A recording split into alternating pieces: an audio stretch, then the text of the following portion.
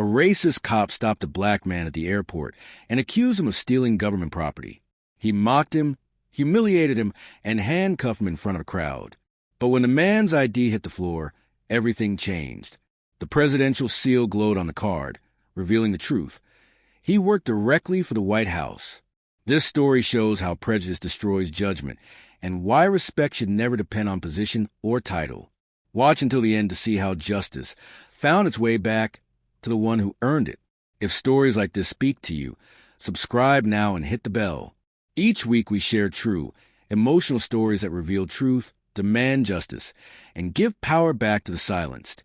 The bustling sound of Atlanta International Airport echoed through the terminal. Travelers moved in long lines, luggage wheels clacking against the floor. In the middle of it all stood Dr. Elijah Moore, a tall black man in his early 40s, dressed in a neat navy suit. His calm demeanor stood out in the chaos. He was returning home after a government trip to Washington, D.C.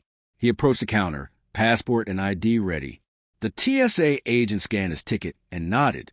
Everything was normal until a police officer standing nearby noticed him. That officer was Sergeant Rick Harlan, known for his harshness, especially toward black travelers who looked out of place. He watched Elijah for a moment, muttering to his partner, "Guy like that? Business class ticket, no family, no sweat. Looks suspicious." His partner shrugged. He cleared security fine. But Harlan ignored him. He approached Elijah just as he picked up his briefcase. "Excuse me," Harlan said sharply. "What's in the case?" Elijah turned calmly. "Personal items and work documents." "Open it." Elijah frowned. "You have no probable cause." The officer stepped closer. "At this airport, I decide what cause is. Now open the case." Bystanders started filming. Elijah sighed and opened it. Inside were neatly stacked folders and a secured federal laptop. Harlan's suspicion grew. "This looks like government property. You stealing from someone." Elijah met his gaze evenly. "No, that laptop belongs to my office." "Oh, yeah? And where's your office?" Harlan mocked. "Don't tell me the White House?" The crowd chuckled awkwardly. Elijah stayed silent. "Hands behind your back," Harlan snapped. "You're under arrest for possession of stolen federal property." Gasps filled the terminal. Elijah tried to speak, but Harlan yanked his arms back and cuffed him hard. His briefcase fell, paper scattering across the floor. The officer knelt and picked up a black ID wallet that had slid out. He opened it without care, then froze.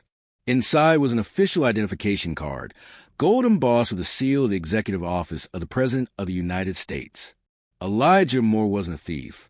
He was a senior cybersecurity advisor working directly under the president's administration. The air in the terminal went cold. Harlan's smirk vanished. His partner stepped forward in shock.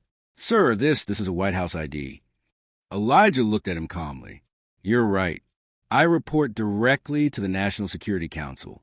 You've just arrested a federal officer under the presidential office." Harlan's hands shook as he fumbled with the cuffs. "Wait, I was..." Elijah interrupted. "Save it. Every second of this is on those cameras." He nodded toward the growing circle of passengers, all recording. The TSA agents had already called in airport command. Within minutes, federal security officers arrived. They took control of the scene, separating Elijah from Harlan. As they verified Elijah's credentials, the senior federal officer turned to Harlan. "You have any idea who you just put in cuffs?" Harlan stammered. He looked suspicious." "That's your excuse?" The agent cut him off. "You arrested a presidential appointee without cause. You're done." Within hours, the footage was everywhere. "Racist cop arrests presidential advisor" trended across social media and national news. At a press briefing days later, Elijah stood beside the press secretary. When asked about the incident, he spoke plainly. "I don't want special treatment.